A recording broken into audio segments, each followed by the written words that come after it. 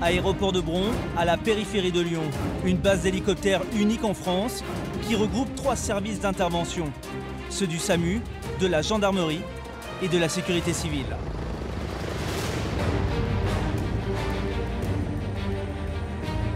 Leurs appareils interviennent sur des missions où chaque seconde compte pour sauver une vie. C'est 71 ans, oui. On n'a rien à notre arrivée. Oui. Sa femme l'a entendu se lever, mais elle ne l'a pas revu depuis. Ils parcourent des dizaines de kilomètres en quelques minutes et se posent n'importe où, parfois même dans des conditions qui peuvent s'avérer périlleuses. C'est bon ou pas? Là c'est bon pour moi. Je peux descendre derrière? Avec la sécurité civile et le SAMU, nous avons suivi ces médecins et ces infirmières qui interviennent sur les cas les plus urgents. Je suis le médecin du SAMU. Accident de la route. Dorian, je vais déplacer ta jambe tout doucement, ok? Il y a une fracture ici, à ce niveau-là. Je vais la ramener, je vais la poser dans l'axe.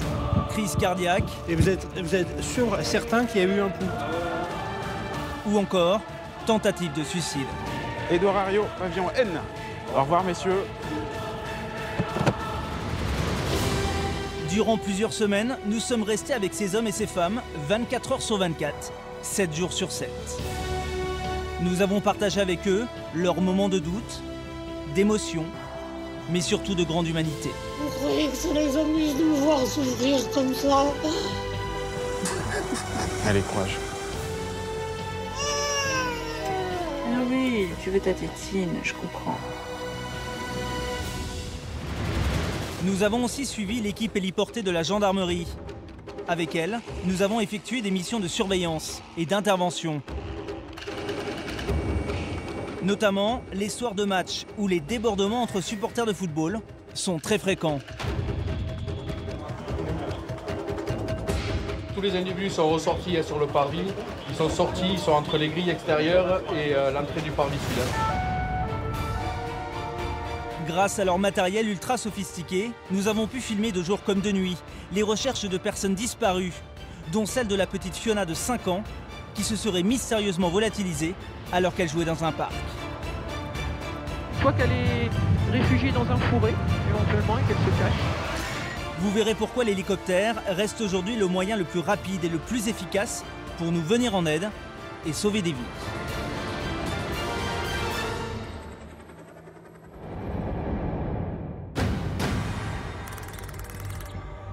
Il est 9 h sur la base aérienne de Bron. L'équipe de la sécurité civile est appelée pour une mission d'urgence.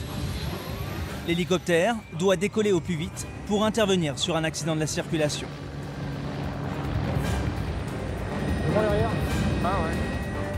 À son bord, Olivier. Il est médecin urgentiste depuis 15 ans. Il est accompagné d'Hélène, infirmière. Selon les premiers éléments, il s'agit d'un accrochage entre un motard et une voiture. C'était exactement 8 minutes dans 17 nautiques. L'accident s'est produit à une trentaine de kilomètres de Lyon. Des pompiers sont déjà sur place. D'après eux, le motard est sérieusement touché. Première étape pour le pilote, localiser le lieu de l'accident, mais surtout la zone où il va pouvoir atterrir. Facile visuel. Il y a des petits immeubles et juste à gauche, il y a un carrefour. Ah ouais, visuel au carrefour là. Et l'approche s'annonce justement délicate. L'accident a eu lieu en plein cœur d'un village. Il faut parvenir à se poser entre les maisons et les poteaux électriques. L'atterrissage se joue au mètre près. Les poteaux à gauche, ça va être juste, hein. C'est bon à gauche? À gauche, on Je est peux pas descendre. mal. Non, il y a le poteau en dessous, attends un peu. C'est bon ou pas? Là c'est bon pour moi. Je peux descendre derrière? Ouais. Vas-y. Descendez du pied, bouge pas. C'est bon? Après 10 minutes de vol et un atterrissage délicat, Olivier et Hélène arrivent enfin au chevet du blessé. L'accident s'est produit à un carrefour. Le scooter est sérieusement endommagé et son pilote projeté à plusieurs mètres. Bonjour, je suis le médecin du SAMU. Écoutez-moi, où est-ce que vous avez le plus mal? Juste à la clavicule. La clavicule, d'accord. Vous vous souvenez de l'accident? J'ai juste vu comme un gars qui roule à fond, il m'a rentré dedans. D'accord, on va vous passer des médicaments pour la douleur, hein? Tu lui fais 100 de kétamine, s'il te plaît. Oui, ça, je vais passer un truc qui va vous détendre, ok? Vous allez dormir un petit peu. Le temps qu'on vous installe correctement pour pouvoir vous emmener à l'hôpital. Vous allez m'emmener où à l'hôpital? À l'hôpital Lyon-Sud. Non, je peux pas aller à Lyon-Sud. Pourquoi vous pouvez pas? Parce qu'il faut que je rentre ce soir et après j'ai plus de bus. J'ai plus de bus là. C'est le dernier. Calmez-vous, calmez-vous, calmez-vous. Le dernier, il est dans 1h30. Je peux pas. Non, faut que je reste ici. On s'occupera de tout ça après. La victime divague et ne semble pas conscient de la gravité de ses blessures. Olivier et Hélène décident de prodiguer très vite les premiers soins. Mais il va falloir pratiquer une anesthésie générale en plein milieu de la route, car le blessé souffre terriblement. Il a visiblement plusieurs fractures au bras et à la clavicule. Voilà, là il dort. On va gérer cette affaire de bras. Une fois le patient endormi, Olivier peut enfin manipuler son bras et désinfecter les plaies. Tu glisses dessous comme ça, on va faire à peu près propre. Voilà, très bien. Parfait. Des grosses quantités pour parce que c'est ouvert là. Écoute, on va inonder. Au diable la varice. On ferme. Voilà. Et un coup. Ok, allez. Parfait. Bon bah allez, c'est bon pour le coquille. Ouais. Pour évacuer le blessé à bord de l'hélicoptère, Olivier doit d'abord l'installer dans une coquille pour l'immobiliser totalement. Car à cet instant, impossible de savoir si la victime n'a pas subi d'autres fractures, notamment à la colonne vertébrale. On peut bouger le deux roues là On a fait les photos. pour le coquille. C'est bon? Alors que l'équipe médicale met tout en œuvre pour évacuer au plus vite le blessé, les gendarmes, eux, s'interrogent toujours sur les circonstances de l'accident. Et plus précisément, sur le taux d'alcoolémie du motard. Avant d'être endormi, ce dernier tenait des propos incohérents. Parce qu'il faut que je rentre ce soir et après j'ai plus de bus. Ce qui pourrait laisser supposer qu'il est peut-être en état d'ivresse. On va pas pouvoir lui parler. Ah non, là je lui ai fait faire dodo là. Il y a moyen de lui faire une piqûre? Dans ce cas, c'est la procédure. Il faut pratiquer un dépistage. Le patient étant inconscient, les gendarmes demandent alors à Olivier s'il est possible d'effectuer un prélèvement sanguin.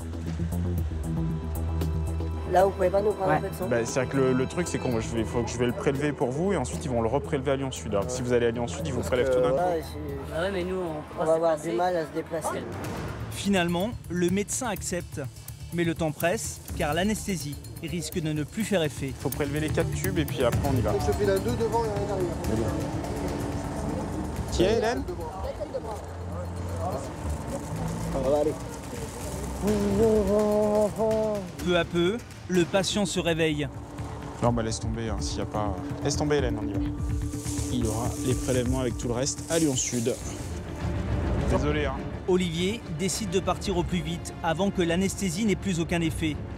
Avec un peu de chance, la victime ne se réveillera qu'à son arrivée à l'hôpital de Lyon-Sud, situé à 10 minutes de vol à peine.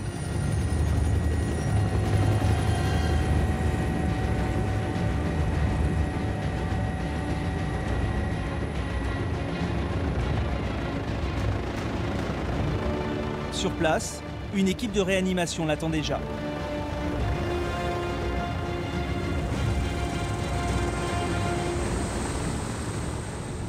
Attends, 2 secondes. Hop, c'est bon. Ça va suivre ça? Donc, Grégory, 20 ans, AVP scooter contre VL à un croisement. Le scooter est explosé. Il y a une cinétique qui est visiblement un peu violente. Il y a un impact de la voiture directement. Il rentre dans la voiture et il fait un gros trou dans la portière. Je vais vous faire des examens échographiques. Là. Je vais faire un Doppler transcrânien. C'est pour vérifier que tout va bien au niveau du cerveau. Le motard a perdu connaissance au moment de l'accident. Par précaution, les médecins choisissent donc d'effectuer une échographie de la tête pour être certain qu'il ne souffre pas de lésions au cerveau. Bougez pas la tête, s'il vous plaît.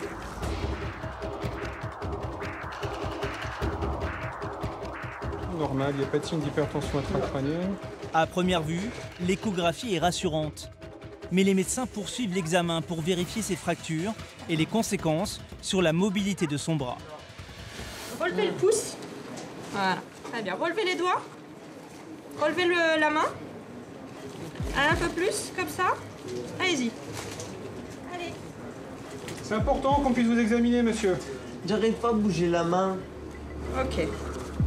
L'homme ne ressent plus de sensation au niveau de la main. Il va donc falloir pratiquer un autre scanner pour connaître avec précision les lésions au niveau du bras mais aussi à la colonne vertébrale. Bon bah à plus. Salut Olivier. Ciao. Fin de l'intervention. Olivier peut désormais rentrer avec son équipe à la base. Allez, c'est parti. Il apprendra un peu plus tard que l'homme n'était pas en état d'ébriété.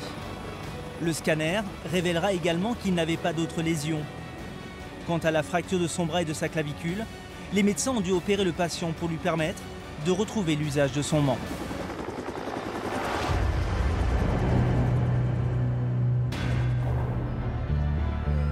Retour sur la base de Bron où un autre hélicoptère s'apprête à décoller. Celui des gendarmes. Le pilote est une femme, Claudia. Elle est accompagnée de 2 autres collègues et du brigadier Martineau, un policier appartenant à la BAC, la brigade anticriminalité de Lyon. Allez gros. L'appareil de la gendarmerie dispose d'une caméra ultra sophistiquée placée sur le patin. Un petit bijou de technologie qu'ils utilisent pour la plupart de leurs missions. Contourner le stade pour que tu aies la caméra qui soit bien orientée par rapport au soleil. Nous sommes en fin d'après-midi et l'appareil doit se rendre à Gerland, le stade de foot où va avoir lieu un match à haut risque entre l'Olympique Lyonnais et le Paris Saint-Germain.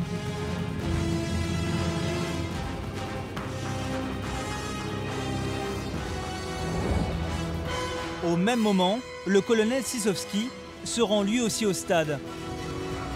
C'est lui qui va piloter les opérations de surveillance depuis le sol. L'hélicoptère, c'est plus le moyen de se déplacer du point A au point B rapidement. C'est vraiment un outil de commandement, c'est un outil de gestion de crise.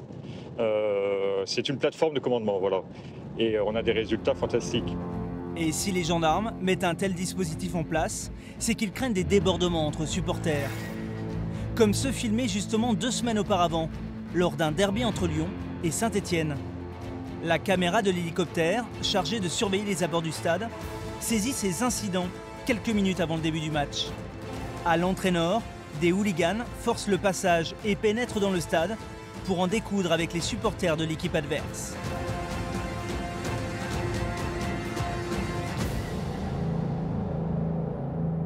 Grâce à l'hélicoptère, certains fauteurs de troubles sont identifiés et interpellés rapidement.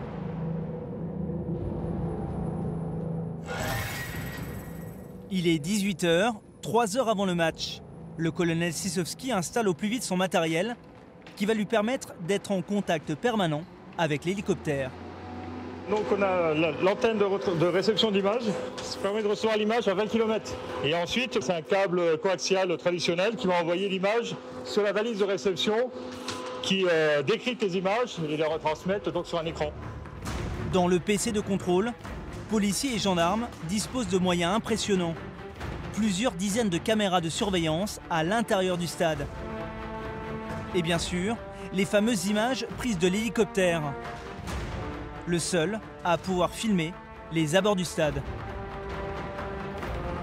Tu as envoyé la retransmission déjà? Ouais, pour l'instant c'est bon, TX on sur le canal 1. Oui, parlez. Qu'est-ce que vous recherchez là?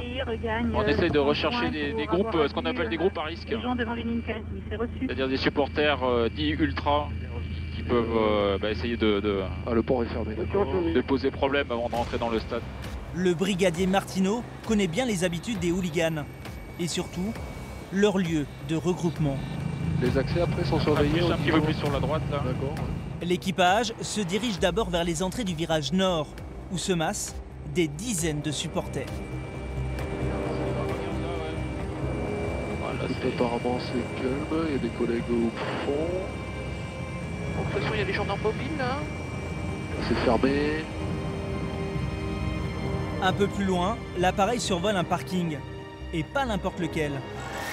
C'est ici que 2 semaines plus tôt, les premiers incidents avaient éclaté.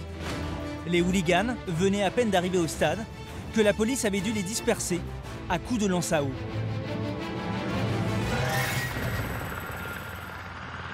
Des fois ils se mettent On remonte un tout petit peu là-bas, tu vois, il y a le bâtiment au pied du bâtiment. Il y a des là, tu vois, je crois que j'en vois un peu là. Ça c'est. Là c'est le point de rencontre des bad guns du virage nord avant qu'ils pénètrent dans le stade. Ils se rassemblent toujours ici. Là vous êtes capable de repérer des gens à combien de mètres? On peut très bien rechercher les individus, les identifier. Là on est sans problème à 1 km. Apparemment tranquille. Mais ce soir, rien de grave à signaler. Tout du moins pour le moment. Dans moins d'1 heure, le match doit débuter.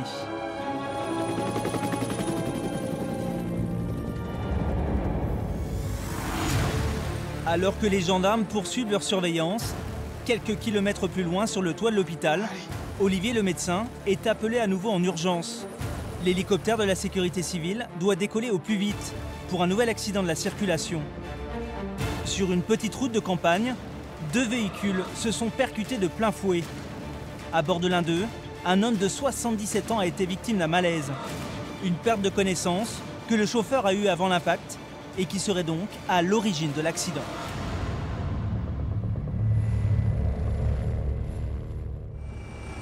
Le blessé est déjà pris en charge dans un véhicule des pompiers. Mais il faut pouvoir l'évacuer au plus vite dans un service de réanimation. Olivier et l'équipe de la sécurité civile n'ont pas le choix. Ils vont devoir se poser directement sur la petite route de campagne. Olivier, derrière, il y a des panneaux, c'est bon? C'est bon, c'est passé, ouais. Le conducteur de l'autre véhicule a déjà été évacué par les pompiers. Au moment où Olivier arrive, l'homme de 77 ans vient tout juste de reprendre conscience. Attends, je monte. Bonjour. Alors, bonjour monsieur. Tu as une idée de l'horaire de l'AVP? On est déclenché à 17h15. Il était conducteur, hein? Oui, c'est lui qui conduit. Ouais. C'est ici que ça fait mal? Là, ça me fait mal quand on me touche. D'accord. Et là? Oh là, ouais. D'accord. Et là? Aïe, aïe. Ok, très bien. Olivier ne prend aucun risque et décide d'évacuer le patient en hélicoptère. Ça va glisser, on va changer de brancard, monsieur. On y va doucement. Allez. Là, c'est bon. Il a de nombreuses plaies ouvertes et souffre de fortes douleurs au ventre. Mais ce qui inquiète le plus Olivier, c'est que l'homme avait subi il y a quelques mois un pontage coronarien. Les risques d'un nouvel infarctus sont bien réels. Il est donc important qu'il soit pris en charge par un service de cardiologie. Allez, on ira te voir. Hein. Donc fais-toi bien soigner. Bon, allez, on y va.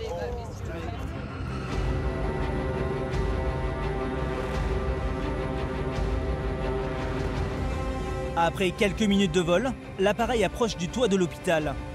Mais comble de malchance, un autre hélicoptère, celui du SAMU, occupe déjà la zone d'atterrissage.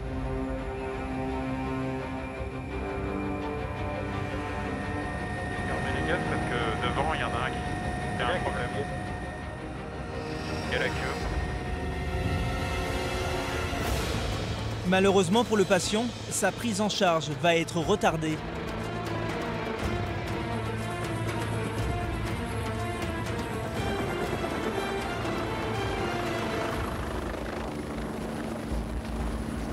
Quelques minutes plus tard, le pilote se pose. L'état de santé du conducteur, âgé de 77 ans, est toujours stable. Il va pouvoir enfin rentrer au service de réanimation. À l'auscultation, il n'y avait rien. Il a juste mal, mais il a une cicatrice de sterno qui date de moins d'1 an. Qui peut expliquer... Pendant ce temps, la section aérienne de la gendarmerie poursuit sa mission de surveillance autour du stade de football de Gerland. Parce que pour l'instant, l'extérieur est rien. Les supporters des deux équipes arrivent par milliers. Nous sommes à quelques minutes de la rencontre lorsque les premiers incidents éclatent devant l'entrée des tribunes. Ah là, c'est bon. Ah, ça part. Ah, c'est bagarre. Ah, la caméra. On est où là? Ah, ça Ouais, part c'est derrière. on a une bagarre en cours sur le parvis. Tous les individus sont ressortis sur le parvis. Ils sont sortis, ils sont entre les grilles extérieures et l'entrée du parvis sud. Les fauteurs de troubles se sont réfugiés dans la tribune des Parisiens. 2 d'entre eux, repérés par les caméras, sont immédiatement interpellés et conduits à l'extérieur du stade. 102. Ouais, TI 270, on a 2 individus qui ont été pris à partie dans la tribune virage sud, qui sont sortis par les stadiers, c'est peut-être nos collègues de Parisiens. Je vais voir ce qu'il en est. Mais dans la tribune des Parisiens, les incidents se poursuivent. Est-ce que des supporters du PSG auraient arraché des sièges dans le secteur visiteur? L'hélicoptère se positionne juste au-dessus de la tribune. Au moindre dérapage, ils pourront zoomer sur le visage des fauteurs de troubles et les identifier pour les interpeller au plus vite. Ah, on n'a pas l'impression, hein. On n'a pas vu de siège là pour l'instant. On a l'air d'être assis pour certains. Bon, après ça reste apparemment intact. Hein. Bon, t'as rien vu Bien calme. au niveau des sièges hein? Non. Bon. Ils vont tous les mains levées, j'en vois pas qui préparent des... Un mauvais coup. TN Gerland, c'est ISAB7. Pour vous signaler que les effectifs CRS-46 ont vu effectivement 3 supporters de PSG arracher 3 sièges et qui ont été récupérés par les stadiers. D'accord, donc c'est réglé. Ouais. Problème réglé. Ok. Ouais, bah c'est super bien. Supporter à risque, je pense pas qu'il y en ait maintenant. Hein. Non, d'accord. À tous de TN Gerland, mise en place du dispositif début de match. À tous de TN Gerland, message terminé. Le match peut enfin débuter dans un calme précaire, mais sans incident notoire.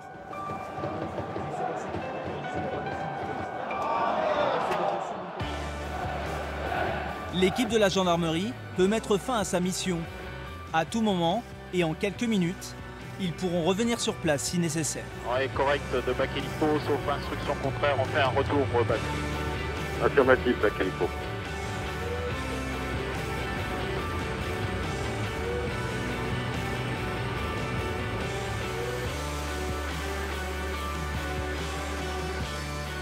Mais finalement, ce soir-là, ils ne reviendront pas survoler le stade. Le match s'est terminé sans incident.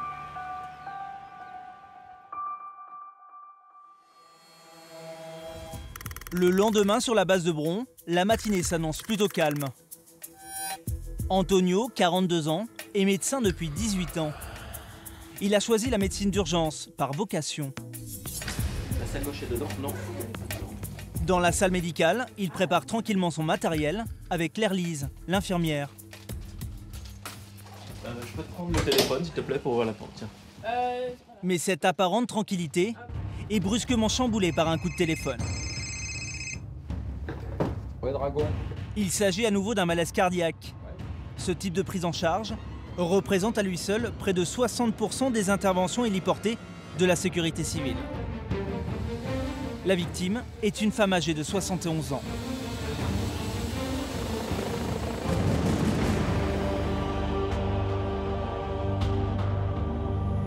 Combien de temps il faut pour y être? À 13h. Ouais, donc on y est dans un poil de cul dans 3 minutes. Dans 3 minutes, vous imaginez plus loin que ça? Ben ouais. C'est à Virieux, tu dis? Lénieux. Ah, Lénieux, ok. Non.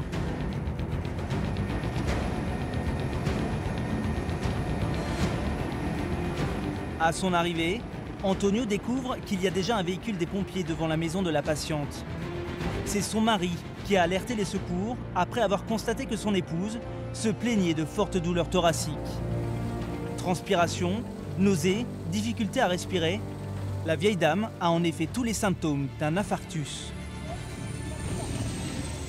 Un lourd passif vasculaire avec double pontage et avec une de Gustin également sur ces 20 dernières années.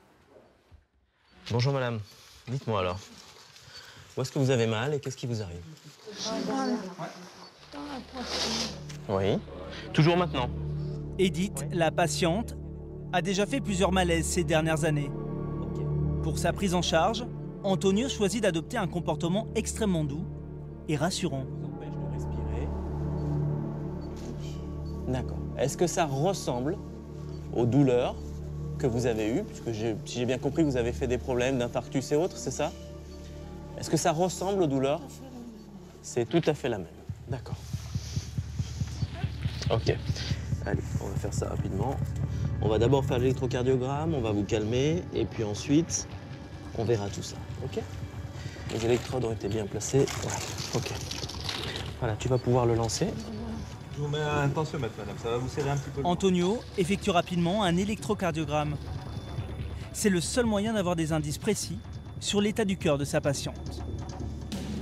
La tension, elle est plutôt haute. Oui, tu peux mettre une voix, je m'occupe de ça. La perfusion, vous aimez pas?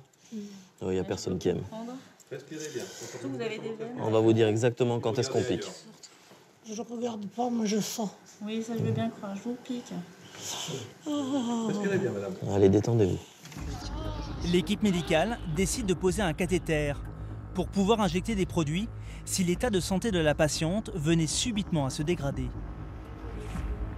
Mais non, ne sois pas désolé, j'ai l'habitude. Ça je veux bien croire, quand je vois l'état de vos... Ah! Je l'enlève, hein, je l'ai enlevé. On va essayer juste de quantifier un petit peu votre douleur. Pas la douleur liée à ça, la douleur au thorax. Si vous devez donner une note, vous m'écoutez? Ah oui, 10. Alors, je vais répéter. Si vous devez... Ok. C'est fini. Allez. Oh, c'est fini. Je te laisse. Oh, de mourir. On fait le suivi, comme ça. Vous avez une famille encore? Oui, ils seront contents eux aussi. Vous croyez que ça les amuse de me voir souffrir comme ça? On va justement vous soulager. Voilà, là c'est fini, madame. On va vous calmer et puis on n'a plus à vous piquer. La patiente a été victime d'angine de poitrine à plusieurs reprises. Olivier découvre aussi dans son dossier qu'elle a subi de nombreuses opérations chirurgicales qui ont fini au fil du temps par l'affaiblir moralement. Antonio doute qu'il y ait une nécessité d'urgence à la transporter en hélicoptère. Il décide de s'entretenir avec le mari avant de prendre une décision. Elle a beaucoup de maladies différentes. Elle a un terrain qui est propice à faire un infarctus ou un problème d'artère coronaire, ça c'est clair. Mais elle a une expression de cette symptomatologie qui est une symptomatologie complètement anormale. Oui, mais disons qu'elle est devenue très différente. Elle était très très forte, alors que maintenant elle est psychologiquement à bout. Bon, la douleur a eu lieu à 6 h du matin. Depuis 6 h du matin, qu'est-ce qu'elle vous a dit exactement? Pas grand-chose en fin de compte. Ouais. Elle m'a demandé, donc à la fin du repas, elle m'a dit ça va pas. Je dis qu'est-ce qui va pas, elle m'a dit c'est le cœur. Mais entre les deux, elle était comme d'habitude, c'est-à-dire un peu amorphe quand même depuis pas mal de temps. D'accord, ok. Bon. Alors, de toute façon, il va falloir l'emmener à l'hôpital. Je vais voir avec mon collègue du SAMU ce qu'on fait et comment on fait. La dernière fois qu'elle est allée à l'hôpital, elle est allée où? À Pierre-Oudot ou pas? Pierre-Oudot, oui. C'est le plus près d'ici, c'est quoi? C'est Pierre-Oudot. C'est Pierre-Oudot, d'accord. Alors qu'Antonio est encore indécis sur le transfert d'Edith, il reçoit un appel du centre de régulation. Un accident vient de se produire et nécessite à nouveau l'intervention de l'hélicoptère. Finalement, Antonio n'a pas à choisir. Il demande aux pompiers d'assurer la prise en charge de la patiente jusqu'à l'hôpital. Au niveau des thérapeutiques, je vais vous mettre au dos ce que je leur ai mis et je vais vous mettre mon téléphone. On peut déscoper, Antonio? Oui, oui, absolument. Position demi-assise, c'est elle qui adopte la conduite la plus idéale pour elle. Et puis vous transportez sur Bourgoin, vous en avez pour combien de temps? 5 minutes. Ok, très bien. Madame, je vous dis au revoir, je vous laisse avec les pompiers. Merci.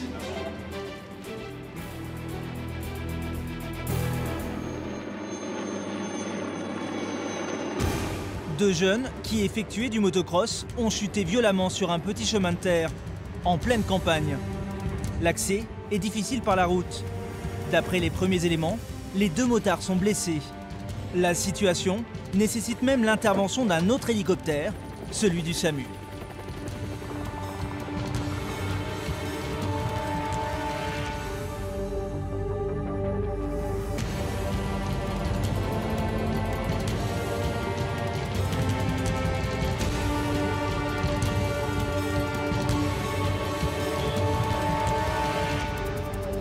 Affirmatif, le Dragon 69 est posé. Le SAMU aussi parce que l'équipage du SAMU vient d'arriver. Arrivés sur place, les médecins constatent qu'il s'agit d'un couple d'adolescents. Ils étaient sur la même moto et ont été projetés dans le ravin. Dorian, dis-moi. Est-ce que là, t'as mal? Et là? Là, oui. Ok. C'est le pilote, âgé de 17 ans, Dorian, qui semble le plus gravement touché. Il se plaint du bassin, mais surtout il s'est retourné la jambe et il va falloir l'anesthésier pour la remettre en place. Arrêtez un petit médicament, des fois qui fait un peu tourner la tête. Et c'est surtout ça va soulager la douleur. Okay. Pas d'allergie, t'as pas d'opération particulière? Ça fait encore mal là ou ça va mieux? Toujours aussi mal? Ouais. D'accord. On va laisser juste le temps de la morphine d'agir. On va vous mettre un petit calmant là, hein, d'accord? Noémie, la passagère, souffre elle aussi de blessures sérieuses. Vous n'avez pas un collier de taille plus adapté parce que là il est... Ça lui arrive. Essentiellement une fracture ouverte de jambe. Elle aussi va devoir subir une anesthésie pour calmer les douleurs et pouvoir l'évacuer dans de bonnes conditions. Mais pour les médecins, la situation la plus délicate est celle de Dorian. Est-ce que vous avez une attelle de jambe? C'est maintenant qu'il va falloir redresser sa jambe avant de l'installer dans une coquille pour l'immobiliser complètement. Dorian, je vais déplacer ta jambe tout doucement, ok? Il y a une fracture ici, à ce niveau-là. Je vais la ramener, je vais la poser dans l'axe. Ça va être un peu douloureux à ce moment-là, ok?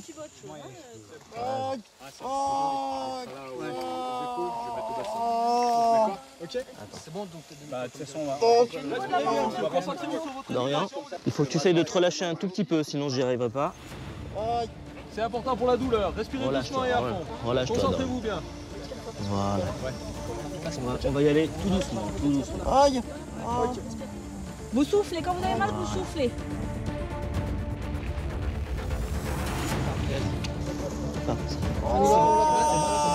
Maintenant tu moules comme ça, s'il te plaît. Tu fais gaffe, il est fracturé ici. Après une manipulation extrêmement délicate, les médecins parviennent finalement à remettre la jambe de Dorian dans l'axe. Parfait. Comme ça, c'est super bien. Pierre-Lise, ouais, dis-moi. Dès que votre attelle est en place, tu te dégages de façon à ce qu'on puisse passer la planche chez nous et puis comme ça on vous laissera la place complète.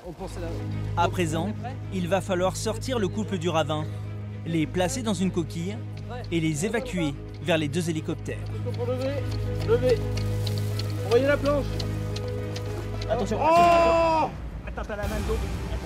Entre le manque d'espace, la boue et les ronces, les conditions sont vraiment difficiles pour les médecins. D'autant plus que la pluie se remet à tomber et complique encore plus la situation. Voilà, c'est bon, posez. Bon, merci, alors. Envoyez la planche. Envoyez, encore. Attention, hissez. Ça me va, aller. Le tout, c'est qu'on dégage vite d'ici, qu'il se mouille plus. Je voudrais juste aussi savoir, dis-moi, tu as mal? Est-ce que c'est supportable, Dorian, ou pas? Oui. Bon. Est-ce qu'on peut s'installer dans l'hélico? Levez. Direction l'hélico. Allez. Cette fois, les blessés sont totalement immobilisés dans leur coquille. Mais il va falloir enjamber les ronces et les arbustes pour les amener jusqu'à l'hélicoptère. Ok. C'est bon. Il y a une petite descente. Ta jambe qui te fait mal, oui, aussi. L'hôpital le plus proche est déjà averti et se prépare à prendre en charge Dorian. Oui, lâche. Noémie, elle, sera admise dans un autre service d'urgence. Dans 5 minutes, on a fini le conditionnement. Donc tu rajoutes 10 et donc dans un quart d'heure, il est quelle heure là? Dans 20 minutes. Et il est 41. Donc à 55 ou l'heure. Voilà. Dorian, je te refais un peu de morphine, hein? Un léger accès au robinet. Attention au tirant. Ouais. Hop, il est juste là. Après 1 heure d'intervention, les hélicoptères peuvent enfin décoller. Les 2 patients sont stabilisés et les hôpitaux ne sont qu'à 10 minutes de vol. Compte tenu des conditions difficiles de cette opération, le plus dur est maintenant derrière eux. C'est très difficile. Si le patient était imbriqué, en plus on n'avait pas de possibilité de dégagement du fait de la haie. C'est une intervention compliquée, ouais. Sans terrain un peu boueux, etc. Enfin. Et on avait rencontré une arrivée à 55, et ben il sera 55 quand on arrivera. C'est à l'hôpital Édouard Herriot, situé en plein centre de Lyon, que Dorian est admis. Il est aussitôt placé en salle de déchocage. Pour Antonio et son équipe, il ne reste plus qu'à transmettre le bilan à l'équipe médicale de l'hôpital. C'est bon. Alors donc AVP, moto, ils étaient 2 sur la moto, les 2 casqués, lui était conducteur, il y avait son ami qui était derrière, qui est parti au déchocage de Lyon Sud. En fait, ils sont retombés sur une haie, ils étaient coincés sur une haie, lui avait le membre supérieur gauche qui était fléchi, quasiment, enfin le talon touchait la cuisse. Ah d'accord. Et il avait une forte douleur au niveau du genou, il a toujours d'ailleurs une forte douleur au niveau du genou, il a ses poux, il arrive à mobiliser, j'ai pas de déficit moteur. Et en fait, la douleur se situe ici, au niveau du plateau tibial. Et initialement, j'avais la sensation qu'il y avait une douleur aussi ici, au niveau du tiers inférieur du fémur. Parfait. Voilà. Encore une fois, l'utilisation de l'hélicoptère a été déterminante. Sans une intervention héliportée, il aurait été pratiquement impossible de pouvoir prendre en charge le couple de motards et assurer son évacuation. Si on avait dû faire le même chemin qu'on a fait en hélicoptère par la route, il aurait été pris en charge dans une structure avec un diagnostic beaucoup plus tard. Et en plus, on aura très probablement été dans des situations où une aggravation de ses lésions aurait été très probable. Après, il a la contrainte de l'espace, non seulement de l'espace en l'air, mais aussi de l'espace à l'intérieur. Et donc, idéalement, il faut que tes patients soient au maximum stabilisés quand tu vas les mettre dans ta cellule. Mais ça reste un moyen, à mon sens, irremplaçable. Vraiment irremplaçable. Je vous laisse tous les documents là? Ok. À bientôt, merci.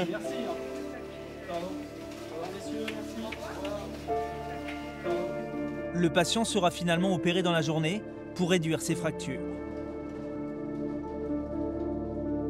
Pour Antonio et Claire, c'est la fin de leur mission. Ils peuvent rentrer à la base, où ils resteront de permanence jusqu'en fin de soirée.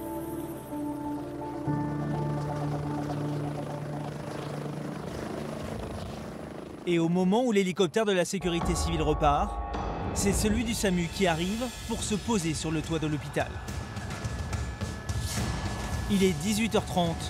L'hélicoptère vient récupérer une équipe médicale qui aura pour mission de se rendre dans un autre hôpital pour prendre en charge un bébé âgé d'1 an à peine. Christelle l'infirmière et David le médecin effectuent fréquemment ce type de mission. Ces transferts héliportés entre 2 hôpitaux permettent de réduire considérablement le temps de parcours. D'autant plus que l'établissement se situe à 150 km de distance.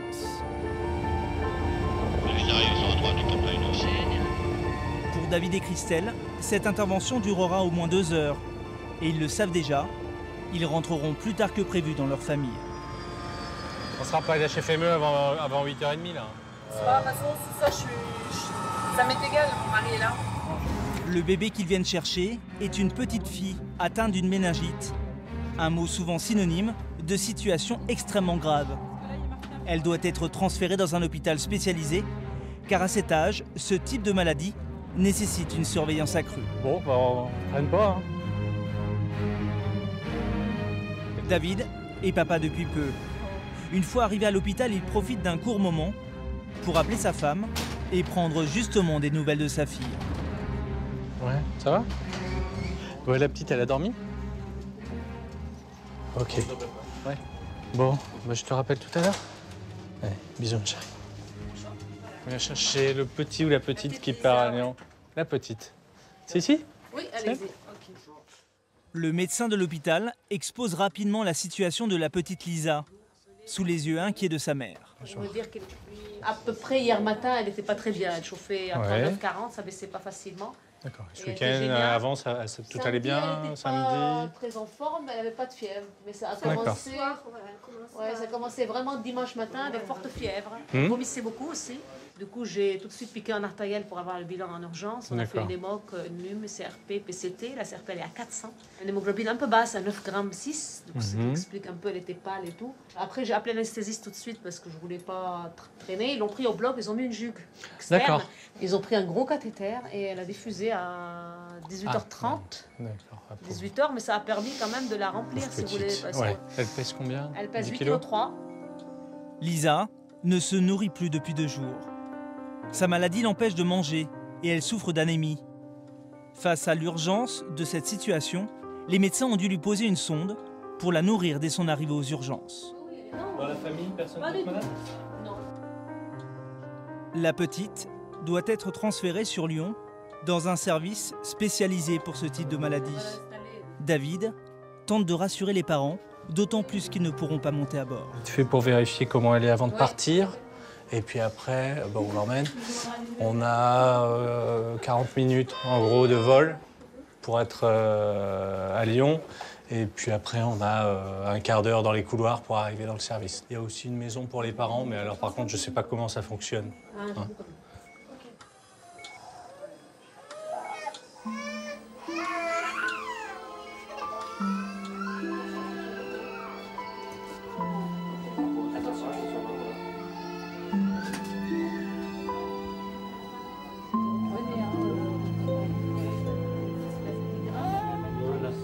Papa qui est à côté de toi, Lisa, et ta maman aussi. Elle a une petite Maman, elle te suit, Lisa. Papa et maman, ils te suivent. Allez, ça va aller. En route. C'est l'heure de partir, car l'appareil du SAMU n'a pas le droit de voler la nuit. Les parents de Lisa devront rejoindre leur fille par la route. Et il faut compter au moins 2 heures de trajet. Ils sont relativement calmes, alors que c'est vrai que c'est pas quelque chose de facile. Hein. Surtout quand on dit que ton petit d'1 an a une méningite. La méningite, on en entend parler à la télé tous les hivers pour dire combien il y a de morts. Bon, là, c'est pas le méningocoque dont on parle à chaque fois, justement, l'hiver. Mais c'est la même pathologie, c'est le même nom, donc forcément, ça fait peur aux parents. N'empêche qu'il ne faut pas prendre de retard et qu'il faut qu'elle soit surveillée quelques jours, le temps que ça se stabilise.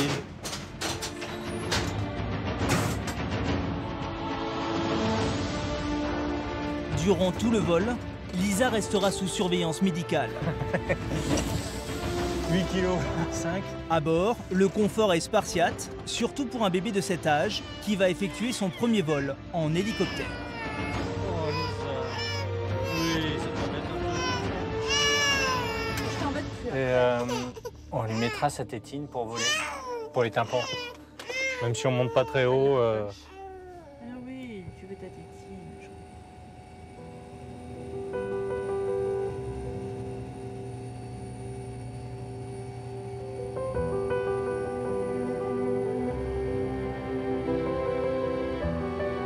Lisa finira par s'endormir, réconfortée par les gestes tendres de Christelle, l'infirmière.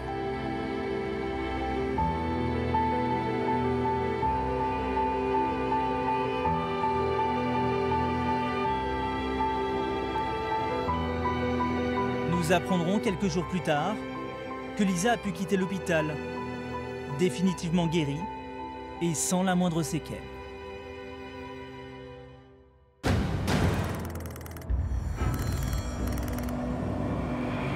22h10, la nuit est tombée sur Lyon.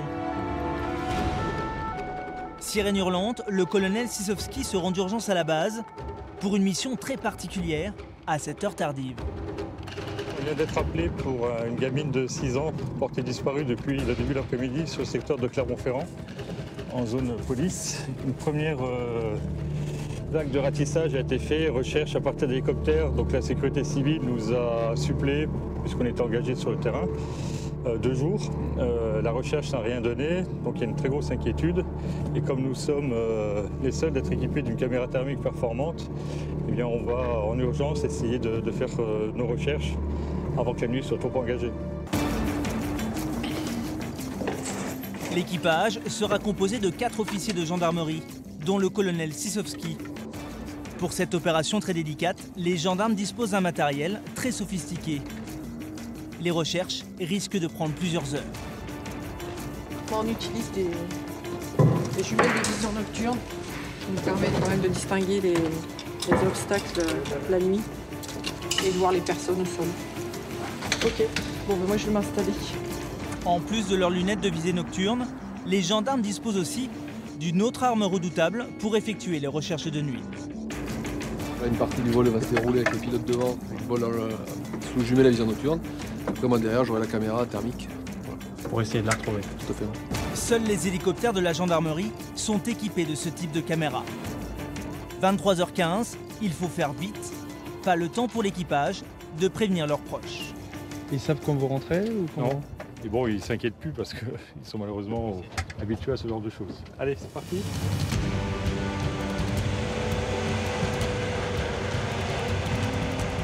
L'hélicoptère peut enfin décoller, direction Clermont-Ferrand, situé à 40 minutes de vol.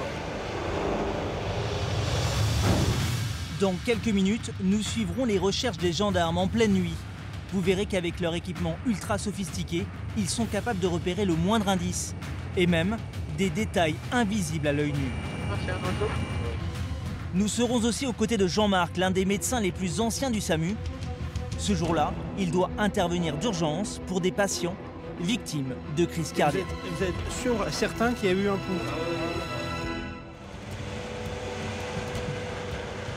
Sur la base de Bron, l'hélicoptère de la gendarmerie décolle en pleine nuit. Direction Clermont-Ferrand. Il part à la recherche d'une fillette qui a disparu depuis plusieurs heures alors qu'elle jouait dans un parc. Au sol, plusieurs dizaines de gendarmes et de policiers sont sur place pour aider aux recherches. Ce sont eux qui ont donné les premières informations à l'équipe de la gendarmerie.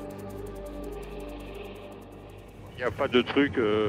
Alors j'ai demandé s'il y avait des points d'eau, il m'a dit non, elle ne peut pas être tombée dans un endroit où s'être noyée. Donc ce qu'il pense, c'est soit qu'elle est réfugiée dans un fourré, éventuellement, et qu'elle se cache. Et elle a fait de bêtises, la gamine ou... Non, c'est juste elle a échappé à la vigilance de sa maman, quoi, rien d'autre. L'histoire est à peine croyable. La petite Fiona aurait subitement disparu alors qu'elle jouait avec sa petite sœur, âgée de 2 ans. Leur mère, enceinte de 6 mois, affirme s'être assoupie quelques minutes sur un banc. Mais à son réveil, l'enfant de 5 ans s'est mystérieusement volatilisé. Depuis, plus aucune trace de Fiona. L'équipe de la gendarmerie commence ses recherches près du lieu où l'enfant aurait été vu pour la dernière fois. La zone de Montjusé, sur les hauteurs de Clermont-Ferrand. Donc en fait c'est de but, ça, un petit puits quoi. C'est Montjusé. Voilà, c'est là. C'est ça, parc de Montjusé, voilà. D'accord. Au sol, les équipes de recherche aperçoivent l'hélicoptère. Mais pour eux, avec la nuit, il n'y a plus grand-chose à faire. C'était beau Clermont. On vient de refaire un tour et on n'a pas vu, donc on quitte les deux. C'est donc l'hélicoptère de la gendarmerie qui prend le relais et qui va assurer seul à présent la recherche de l'enfant. J'enregistre. Ouais, j'enregistre. Avec leur fameuse caméra thermique, les gendarmes ont la possibilité de voir comme en plein jour. Ils peuvent déceler la moindre émanation de chaleur et zoomer à plusieurs centaines de mètres pour apercevoir des détails invisibles à l'œil nu. Comme cet oiseau perché sur une branche. C'est un oiseau. Voilà, donc moi je vais rechercher en fonction du contraste. Hein, donc je vais rechercher, là je pourrais faire un contraste chaud-noir. Ah oui? C'est quoi ça? Un renard, non? Oui, c'est un renard. Donc, voilà, donc mettons un enfant c'est à peu près de cette taille-là. Après avoir survolé tous les abords du parc, l'hélicoptère revient juste au-dessus du lieu supposé de la disparition. Un détail a peut-être échappé aux policiers qui étaient au sol lors des premières heures de recherche. Fiona s'est peut-être cachée dans un endroit difficile d'accès. Il y a des jeux là, alors je vais faire le tour des jeux. Parce qu'il y a une petite cabane dans les jeux. Mais ils sont tellement petits, en plus ils peuvent se rentrer dans Ouais, c'est pour ça, j'essaie de faire dans des petits trous. Non, il n'y a rien pour... non, ces jeux-là, il n'y a rien. J'ai vu qu'il y en avait d'autres qui étaient légèrement au-dessus, c'est celui-là. Et là, qu'est-ce qu'il y a derrière? Non, il n'y a rien. Je change sous les tables. Non. Je regarde la piscine, non, c'est jamais. Oui. Ok, piscine RS. Plus d'une heure s'est écoulée depuis l'arrivée de l'hélicoptère et toujours pas la moindre trace de Fiona. Plus le temps passe et plus l'inquiétude grandit. Donc là, tu vois, la zone n'est pas très grande. Bon, quand on le fait en thermique, on va prendre un peu plus de temps parce que il faut lever le doute sur toutes les parties chaudes ou froides, comme on a vu là tous les cailloux. Et après, quand on juge, nous déjà que bonne partie de la zone a été couverte, on ne sera jamais sûr à 100%, mais au moins on aura fait le maximum de ce qu'on pouvait faire.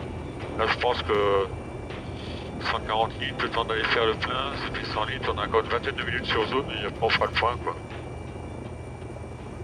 Mais bon, c'est un peu bizarre quand même. Hein. Ouais.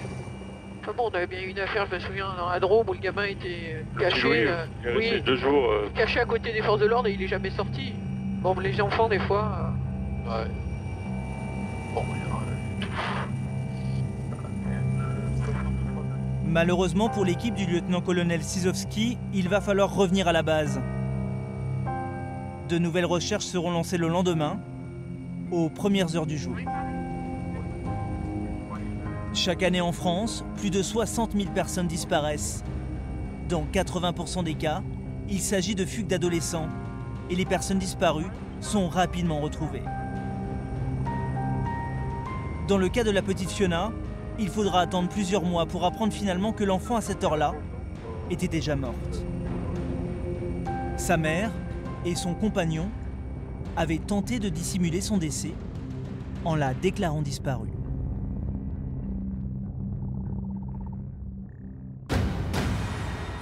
Quelques jours plus tard, alors que la journée s'annonce plutôt calme,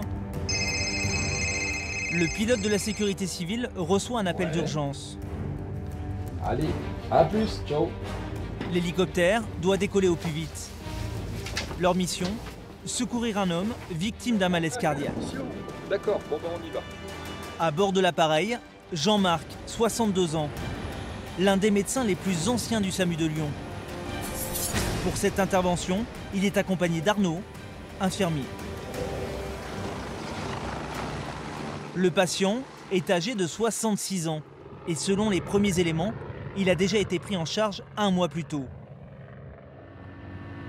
Dans ce type de cas, il faut faire vite, très vite. Chaque jour en France, plus de 300 personnes sont victimes d'un infarctus. Dans 10% des cas, le patient meurt dans l'heure. Le lieu de l'intervention se situe à plus d'1h30 de voiture. Grâce à l'hélicoptère, ils seront sur place en moins de 20 minutes.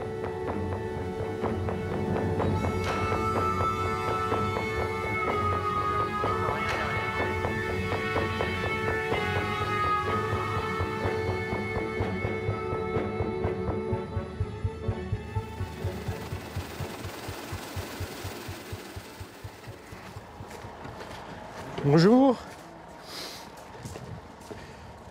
Lorsque Jean-Marc arrive, il constate que l'homme, pris en charge par les pompiers, est conscient. Mais cela ne veut pas forcément dire que l'urgence est terminée. La douleur était située où, s'il vous plaît? Montrez-moi avec la massette. Voilà, on va enlever ça. Et à partir d'ici, là, oui. D'ici, ça me serrait et puis ça m'a piqué. D'accord. Avec sa grande expérience, Jean-Marc reste très prudent. Il sait que cet homme a déjà fait un malaise cardiaque le mois dernier. À cet instant, il veut être certain qu'il n'est pas confronté à un nouvel infarctus. D'autant plus que le patient a des problèmes d'hypertension, de surpoids et anciennement de tabagisme. Quand vous avez eu vos problèmes coronariens, pour vous, c'était évident, c'était ça? Oui, tout à fait, oui. Ouais. Je vais regarder déjà s'il y a des anomalies. Jean-Marc ne veut rien laisser au hasard. Il vérifie l'électrocardiogramme que vient de réaliser Arnaud, l'infirmier. À première vue, rien d'alarmant. Il y a un tout petit quelque chose. Plus du tout. Plus la gêne non plus. C'est une situation bien classique, hein, mais qui parfois faussement rassurante. Donc on va l'amener, c'est sûr, pour bilan de cette douleur qui a été quand même prolongée. Et même si on n'en a pas la preuve, voilà. Pour être certain que la prise en charge soit bien assurée, Jean-Marc décide de transporter l'homme dans le même établissement où il avait été hospitalisé quelques mois plus tôt.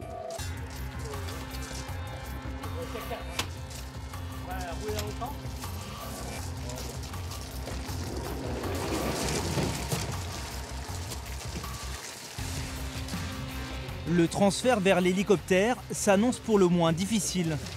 Le terrain est en pente et le patient n'est pas des plus légers. Vous n'échappez pas parce qu'il faut descendre. Pompiers et membres de la sécurité civile se mobilisent tous ensemble pour pouvoir installer le patient à bord de l'appareil. Derrière, c'est bon. Allez. La machine fait pas mal de bruit, donc je vais vous mettre un casque anti-bruit sur les oreilles. Pour communiquer, on fait des gestes. Ok ?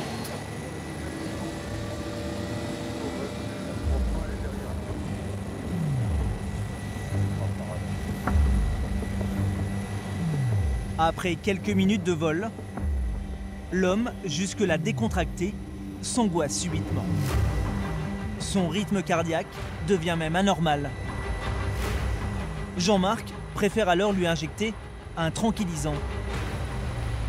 Une manipulation pas vraiment évidente dans l'espace restreint de la machine.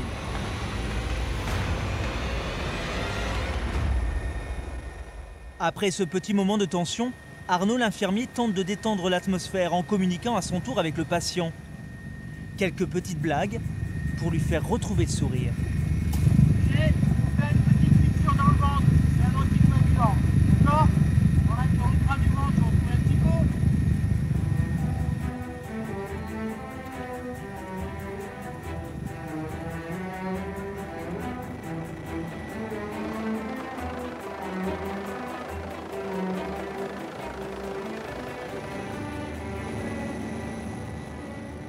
Heureusement que vous êtes là quand même, hein, les hommes, parce que...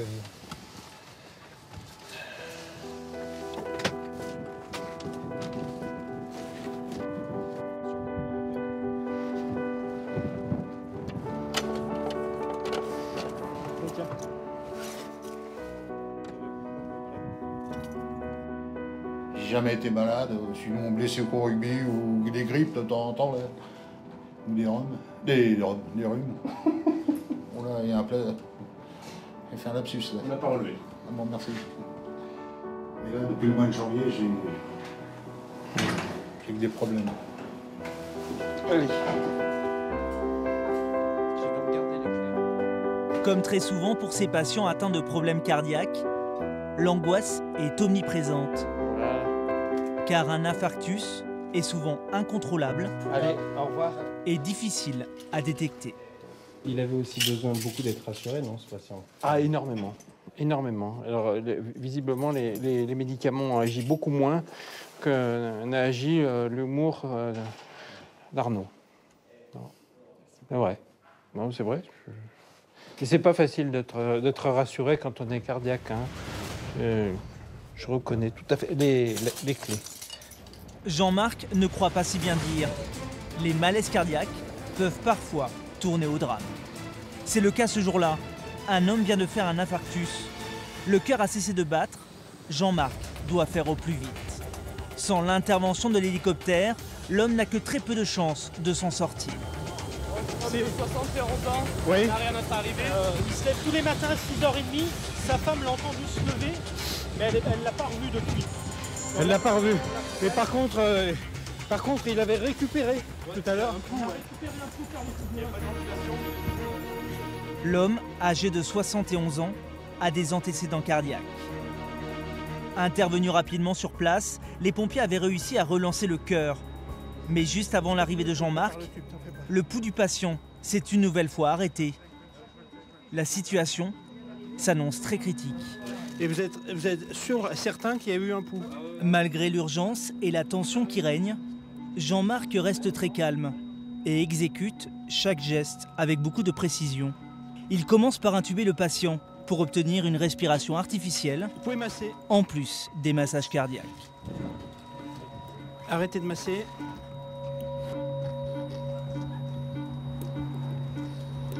Allez-y, massez. C'est bon, il a inhalé. De toute façon, c'est normal hein, après un massage. Je vais fixer. Malgré les efforts des secouristes, le cœur du patient ne repart toujours pas.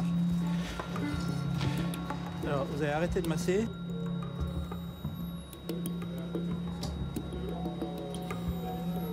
Très bien, vous pouvez continuer. Je pense qu'il va falloir sortir les palettes, là, s'il te plaît, parce que je crois qu'on va en avoir besoin.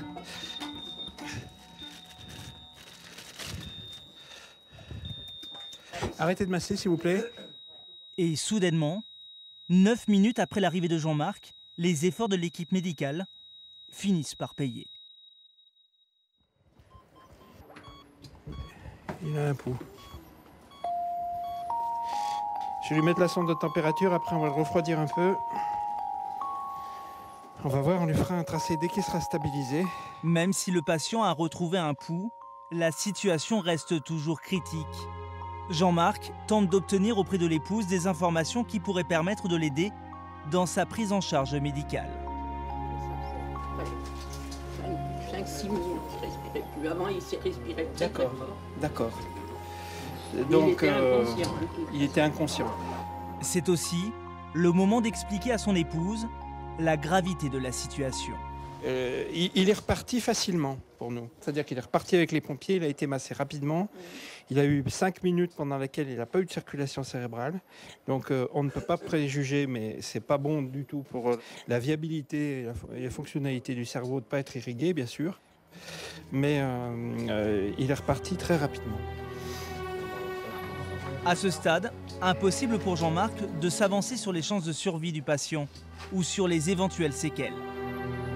Pour cela, il va falloir à présent transférer l'homme dans un service de réanimation. Oui, c'est Jean-Marc à l'appareil. Donc, un monsieur de 71 ans en surpoids, hypertriglycéridémique. Sa femme l'a vu inconscient en train de ronfler et ensuite, il s'est arrêté. Il a été massé 6 minutes plus tard. Donc, je dis une fourchette large de 6 à 10 minutes de nos flots. D'accord. Quand même une récupération d'un rythme cardiaque sans aucun signe de réveil et sans ventilation. Oui. Je vais appeler Villefranche pour voir s'ils peuvent prendre. Je te cherche une place. Hein. Oui, d'accord. Ok. Merci. Donc, vous avez entendu, madame. Donc, on va essayer de trouver une place sur Villefranche. Si ce n'est pas sur Villefranche, ça sera sur Lyon. C'est dans un service de réanimation. Bon, c'est vrai qu'on a fait peu d'efforts, nous, pour qu'il revienne, au point de vue rythmique.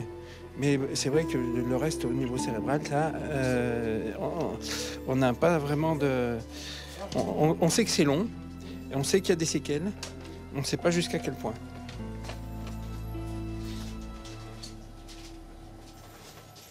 C'est bon, allez, on y va.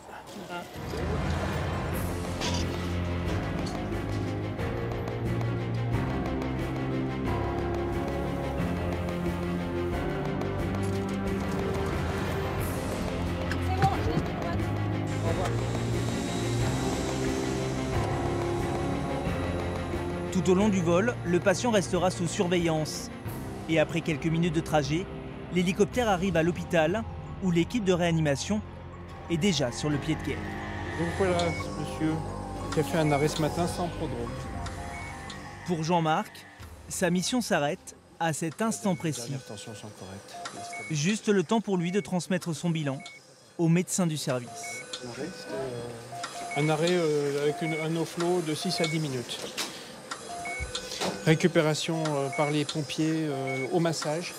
La température a toujours été jamais dépassé les 34,5.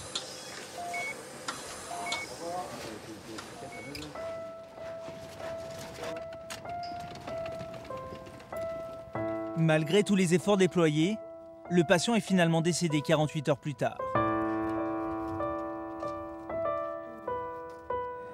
Pour Jean-Marc, c'est une triste nouvelle, mais pas forcément un échec, car il aura tout fait pour ramener à la vie ce patient. C'était sa mission en tant que médecin urgentiste.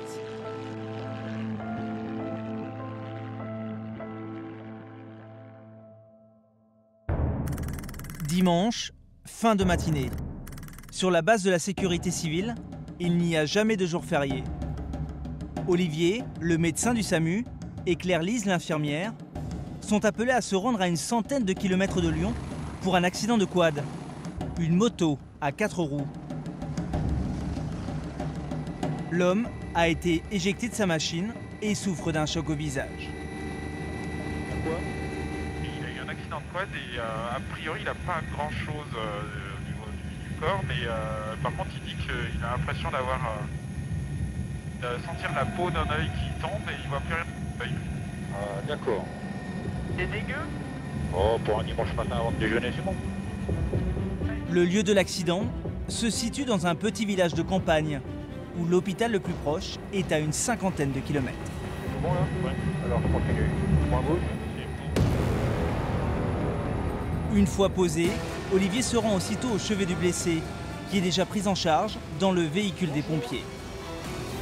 Bonjour monsieur, je suis le médecin du SAMU. Alors qu'est-ce qui vous est arrivé? Expliquez-moi. J'ai traversé un ruisseau avec le quad et j'ai pris un caillou, ça a guidé et je me suis retourné. Et vous pouvez pas l'ouvrir? Non, et puis j'ai pas voulu forcer. Vous avez bien fait. Olivier reste calme et rassurant, mais il voit bien que l'œil du patient est gravement touché. L'homme tente de s'expliquer, ce qui est plutôt bon signe, car cela prouve qu'il n'a pas perdu connaissance. J'avais le casque, Ouais. la visière baissée, je sais Ouais. pas ce qui s'est passé. Je suis un peu énervé. Vous êtes un peu énervé? Vous arrive? Ah, ça me connerie. C'est des choses qui arrivent, ça, monsieur. On va dire que vous n'avez pas fait exprès de le faire, hein? Non, pas vraiment. Le blessé affirme qu'il avait son casque et que sa visière était fermée. Alors comment expliquer cette blessure importante au niveau de l'œil? Olivier décide de sortir du véhicule pour inspecter le quad, interroger des témoins, tenter de comprendre les circonstances de l'accident et les causes de sa blessure. Il est où son casque? Ah, c'est un bon intégral. Merci. La Ouais. visière. Et puis c'est soit avec la poignée du quad parce qu'il n'y avait pas de branche là où il s'est caché. D'accord. Ouais, c'est son œil gauche. Ouais, il a pu prendre la poignée de quad. C'est du sang, ça? Ouais, d'accord. Ouais, vous avez raison, c'est ça.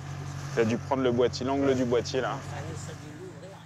Pas de doute, l'homme a heurté le guidon de sa machine. Voilà ce qui pourrait expliquer la blessure à son œil. Patrick?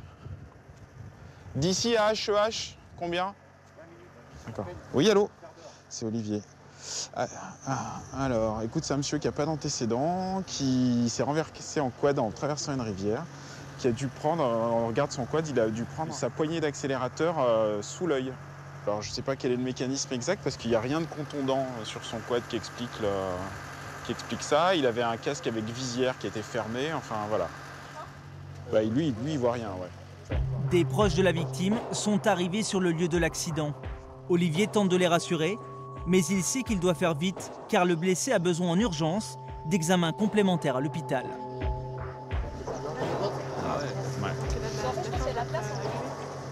Ben, comme ça, ouais, je pense que malheureusement, il est possible qu'il y ait une petite plaie oculaire. Savoir ce que ça va devenir, ça, je peux pas vous le dire.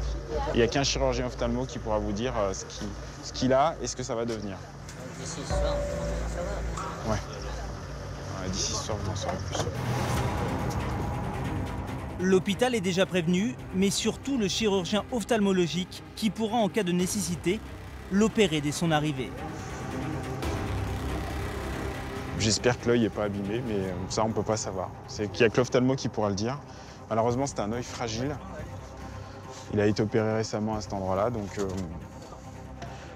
il y a des risques de perte de l'œil.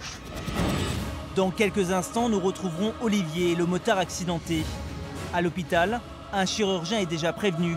Ce sera le seul à savoir s'il pourra ou non sauver l'œil de ce patient. Nous suivrons également l'équipe de la gendarmerie qui part effectuer une nouvelle recherche. Une femme de 60 ans a disparu et la situation est inquiétante. Olivier, le médecin du SAMU, part à bord de l'hélico avec le motard accidenté. L'homme souffre d'un choc important à l'œil gauche. L'hôpital est déjà prévenu, mais surtout le chirurgien ophtalmologique qui pourra, en cas de nécessité, l'opérer dès son arrivée. Le patient est de plus en plus angoissé. Claire-Lise, l'infirmière, décide de lui injecter un tranquillisant et de le rassurer en lui tenant la main tout au long du trajet. Et il a fait une chute de quad, alors qu'il était casqué avec une visière fermée. La visière était cassée ou pas? Non. Le casque c'est un casque intégral qui n'a pas bougé. D'accord. Voilà. On lui a fait 2 grammes, c'est le seul antibio qu'on avait. Le médecin ophtalmologiste commence l'examen de l'œil pour déterminer les lésions et savoir si l'homme pourra retrouver la vue. Donc il y a une bonne plaie de la paupière avec une plaie de la voie lacrymale de toute façon déjà. Là. avez le droit de serrer, hein, ça me dérange pas. Voilà. Ça va, monsieur? Après avoir nettoyé les plaies et injecté des gouttes, le patient peut à nouveau ouvrir son œil. C'est le moment du verdict. Ah, vous voyez là? Je viens de vous voir. Ah bah voilà. Oh putain, c'est la bonne. T'as des fléchettes ou pas? Non, pas là. Vous avez des lunettes? Pardon? Vous avez des lunettes? Oui, c'est ça. L'homme, heureusement, n'a pas perdu l'usage de son œil. Un vrai moment de soulagement, même si la blessure nécessite tout de même une intervention chirurgicale. De toute façon, dans le cadre de ce traumatisme, il faudra qu'on fasse probablement un scanner du massif facial pour être certain qu'il n'y ait pas de corps étranger. Ouais. Ça va? Vous tremblez un petit peu, c'est pas grave, c'est un petit peu la frousse, hein, d'accord? Angoisse de l'opération ou au contraire soulagement d'avoir retrouvé la vue, le patient se met soudainement à trembler. Et c'est encore une fois Claire-Lise qui lui prend la main et tente de la rassurer. Ne vous inquiétez pas, vous soufflez. L'important c'est que vous voyez. Ok? Ça va? C'est le soulagement. Pour une fois, l'équipe n'est pas appelée sur une nouvelle intervention. Alors, Olivier et Claire-Lise s'attardent avec le patient. Un moment de chaleur et de pause dans leur journée constamment rythmée par l'urgence. La question c'est en fait, est-ce que vous allez en refaire, c'est ça? Bien sûr. Ah voilà. Ah ben... Non mais si j'ai bien compris, ouais, monsieur aime les cascades, ouais. Bah finalement, ouais, tant mieux, c'est bien rassurant. Le globe oculaire n'a rien. C'est tout ce qui entoure le globe oculaire par contre qui est bien ramassé et donc il s'en sort bien. Il s'en sort très bien. Ça va être de la chirurgie peut-être un peu longue pour lui faire un œil bien joli, mais il voit et c'est l'essentiel. Et surtout, il a décidé de remonter sur son quad. Grosse volonté. Alors qu'Olivier termine sa mission, à la base de Bron, les gendarmes sont en alerte. Le lieutenant-colonel Sizowski est appelé à intervenir sur une nouvelle disparition. Oui, le sac, bonjour. Oui, bonjour, c'est le colonel? Oui. Il s'agit d'une femme qui n'a plus donné signe de vie depuis plusieurs heures. Et le point de départ exact, c'est de quel endroit? Les gendarmes, qui effectuent des recherches au sol, demandent l'appui de l'hélicoptère. On n'a rien du tout autrement. Hein. Ouais. Mais elle n'est pas dépressive en plus. Alors que... Ouais, mais j'ai vu qu'elle avait perdu son mari il y a 2 mois, non? Voilà, c'est ça, ouais. Vous décollez alors? Bah ouais, on va décoller. Hein. Le lieutenant-colonel reçoit par mail les derniers détails concernant la femme disparue. Des éléments qui pourraient l'aider dans ses recherches. Vêtue d'un haut blanc, un leggings gris, cheveux courts, blond doré. Alors c'est vrai qu'aujourd'hui, il y a beaucoup de monde qui se promène. On est un jour férié. Enfin bon, vu la tenue, c'est une personne qui peut être dans un endroit inaccessible quand même, parce que depuis 5 heures.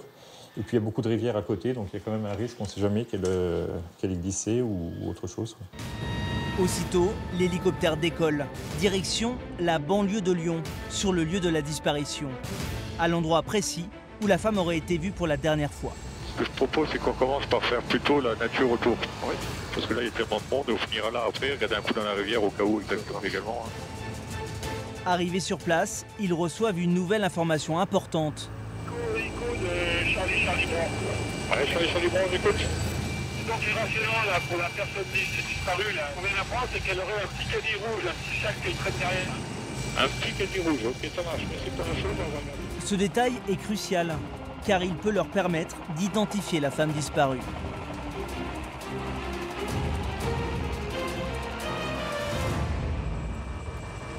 Des jeunes sur le pont. Il y a pas mal de monde qui se balade à pied. Encore ça fait 4, 5, 6 heures maintenant. Pour 30 minutes, ça fait beaucoup quand même. Ouais. Bizarre. Au sol, les gendarmes ont reçu aussi des renforts, et notamment des chiens spécialisés dans la recherche de personnes. Il y a départ du chien en direction du centre sud de zonage vers Agora et sud de zonage. Rien reçu, on est dans le secteur de l'Agora, on attend à vos infos. Pour l'instant, nous c'était négatif, hein. On a fait le canal, il y a pas mal de monde dessus, on n'a rien, on a essayé de voir un peu, c'est pas trompé le village au retour, des fois je sais pas.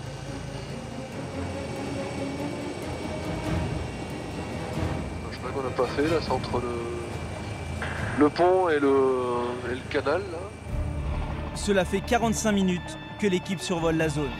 L'hélicoptère a couvert un rayon de 3 km, car selon les gendarmes, la femme âgée de 60 ans n'a pas pu aller au-delà de cette distance, compte tenu de son âge et du temps écoulé. Alors, est-ce qu'il n'y a pas des parcs, des trucs comme ça? Elle aurait pris un coup de chaud? Ouais. Est-ce qu'elle n'a pas fait une inversion nord-sud ou un truc comme ça? Ouais, au début de nord. À présent, toutes les hypothèses sont envisagées, y compris le suicide. Veuve depuis 2 mois, la femme a peut-être commis l'irréparable. Alors, elle a des intentions suicidaires, elle va sur la forêt. Ouais, sur la forêt. Ouais, mais elle ne va pas faire ça chez son fils en vacances. Hein. Ouais, après, tu as la possibilité de se faire renverser sur la route et pas se couler dans le... Sur le côté. Bon, allez, on va prendre une option très large et puis après, on rentrera et on attendra les informations complémentaires, le chien notamment. Alors que les gendarmes continuent de quadriller la zone, Olivier, le médecin, et Hélène, l'infirmière, enchaînent les interventions. Cette fois, ils seront au secours d'une femme qui a fait une tentative de suicide. Elle a été retrouvée à son domicile, dans un coma profond. Les pompiers ont déjà pris en charge la victime. Ils l'ont même transportée au bord d'un stade de football. Le seul endroit où va pouvoir se poser l'appareil de la sécurité civile.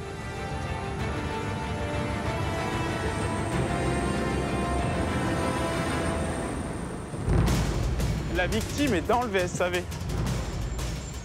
Mais à peine posée, l'équipe découvre que les portes d'accès du stade sont fermées. Les gendarmes ont appelé les gardiens pour venir leur ouvrir. Mais en attendant, Olivier doit se débrouiller comme il peut pour prendre en charge au plus vite la victime. Bah, tu montes.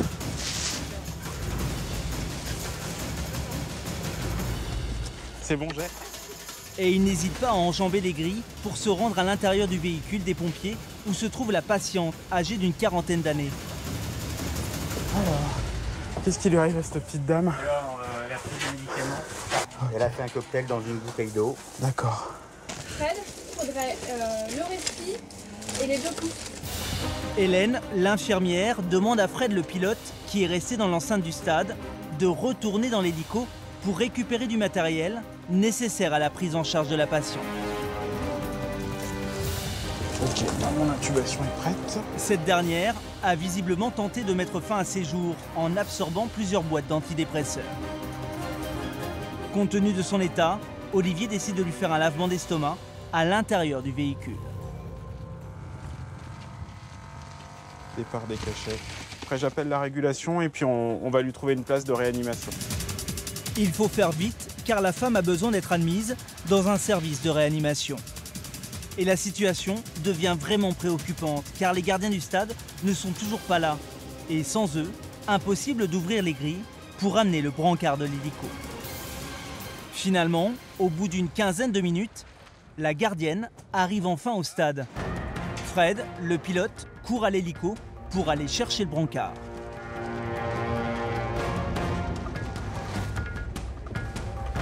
L'hôpital de Lyon est déjà prévenu que l'hélico va pouvoir bientôt décoller. Une mésentente qui heureusement se termine bien. Ouais, mais le mieux dans les cas comme ça, c'est de pas venir à un endroit déjà fermé pour faire pas grand chose et nous laisser nous chercher et après on vous guide où on est posé quoi. Ouais. Bah ouais, faire l'inverse. Nous on pensait qu'il était ouvert le stade. Ouais, bah ouais.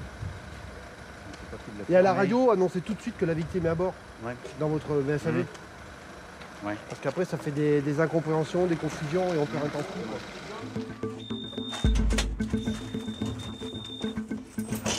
Alors, la bouteille d'oxygène à rebrancher, touche 8. Voilà. Quand il faut que tu l'ouvres, elle est ouverte? Voilà. Alors qu'Hélène, l'infirmière, accompagne la patiente jusqu'à l'appareil, Olivier prend le temps de parler avec le mari de la victime, qui semble totalement désemparé. Avec beaucoup de douceur et d'écoute, il tente de le réconforter. Elle a dû passer 8 mois de l'année à l'hôpital cette année.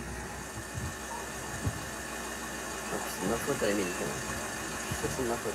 Et si ça avait été autre chose, ça aurait pu être autre chose qu'avec les médicaments, ça aurait pu être... D'accord? Non mais je comprends que ce soit un petit peu dur à gérer. Allez, courage. Bon. Bon, Edouard Herriot, là. Ouais, Edouard Herriot. N. N. Au sous-sol. Au revoir. Edouard Herriot, pavillon N. Pavillon N. Au revoir, messieurs. Allez, au revoir. Bonne journée, au revoir.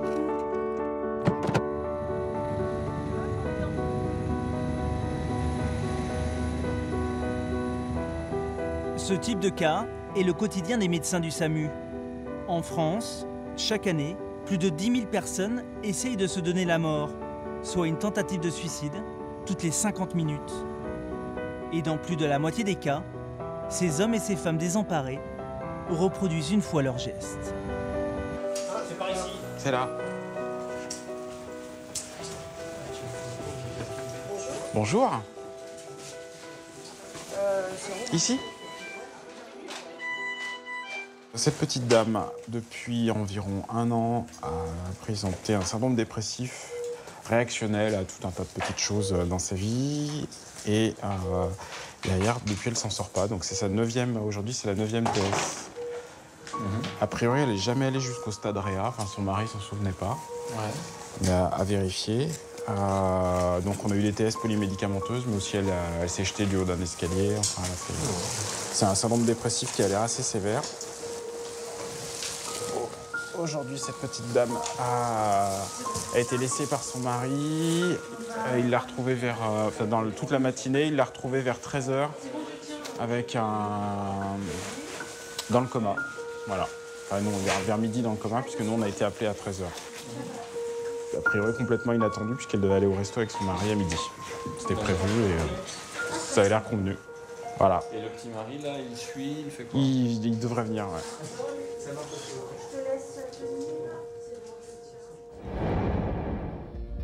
Retour à bord de l'appareil de la gendarmerie. Le manque de kérosène oblige les gendarmes à revenir à leur base. Ils ont couvert toute la zone et préfèrent attendre de nouveaux éléments pour repartir plus tard à la recherche de cette femme disparue.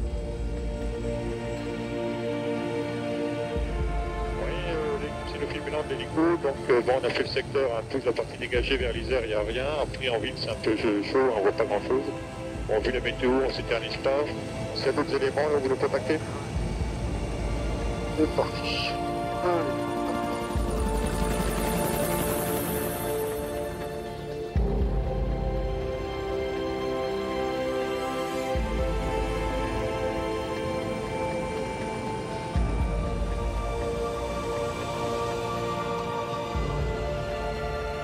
C'est le jus, hein. Une fois revenu à la base, le lieutenant-colonel Sisowski appelle ses collègues chargés de l'enquête. Et là, coup de théâtre. Elle a pris la route, c'était perdu, la 580. Oui. Et on l'a retrouvée, moi, donc, le long de la rocade, elle était à 5, 6, 7, 8 km. À 10 km. D'accord. Elle marchait le long de la route. D'accord. Ah bah écoute, ça vaut mieux que ça se termine bien comme ça. Ok. Ça marche, surtout avec la météo. Allez, bon, merci. Merci de l'info, au revoir. De rien, au revoir. Elle était en fait, elle est allée à la messe. En sortant de la messe, elle est allée se promener et elle a été retrouvée. Donc le long de l'autoroute, à 10 km du lieu, donc on pouvait chercher à 3 ou 4 km, c'était beaucoup trop court. Mais enfin, ça se termine bien, bon. Voilà, fermez la session. Et ben on va basculer le téléphone, maintenant il est déjà basculé. Et on va rentrer manger. On peut y aller. Que ce soit la gendarmerie, le SAMU ou la sécurité civile, ces hommes et ces femmes ont souvent fait le choix de sacrifier leur vie privée pour aider et secourir les autres. Chaque année, ils réalisent plus de 2000 interventions et sauvent ainsi des centaines de vies.